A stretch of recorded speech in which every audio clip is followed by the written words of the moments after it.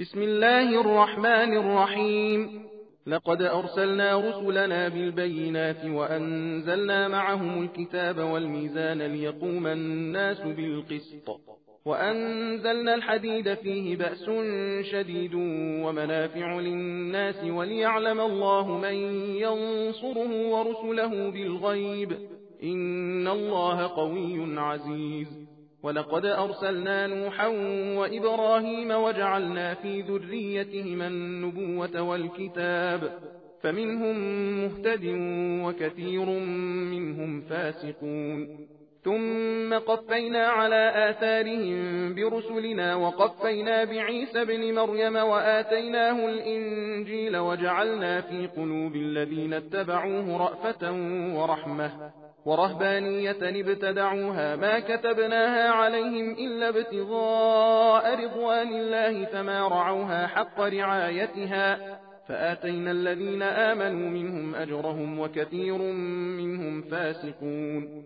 يا أيها الذين آمنوا اتقوا الله وآمنوا برسوله يؤتكم كفلين من رحمته ويجعل لكم نورا تمشون به ويغفر لكم والله غفور رحيم. لئلا يعلم أهل الكتاب ألا يقدرون على شيء من فضل الله وأن الفضل بيد الله يؤتيه من يشاء والله ذو الفضل العظيم.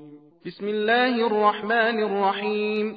قد سمع الله قول التي تجادلك في زوجها وتشتكي إلى الله والله يسمع تحاوركما إن الله سميع بصير.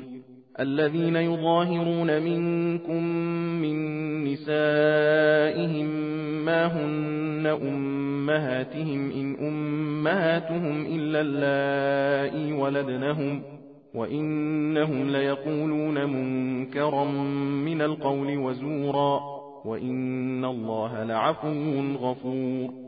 والذين يظاهرون من نسائهم ثم يعودون لما قالوا فتحرير رقبة من قبل أن يتماسا ذلكم توعظون به والله بما تعملون خبير.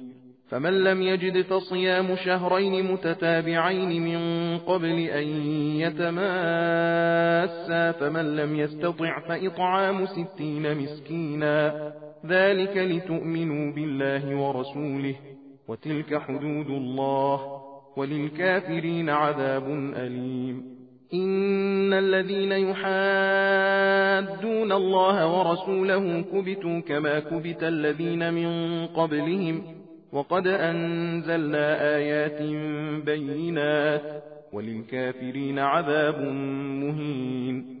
يوم يبعثهم الله جميعا فينبئهم بما عملوا أحصاه الله ونسوه والله على كل شيء شهيد. सबील कुरान हिदायत का रास्ता।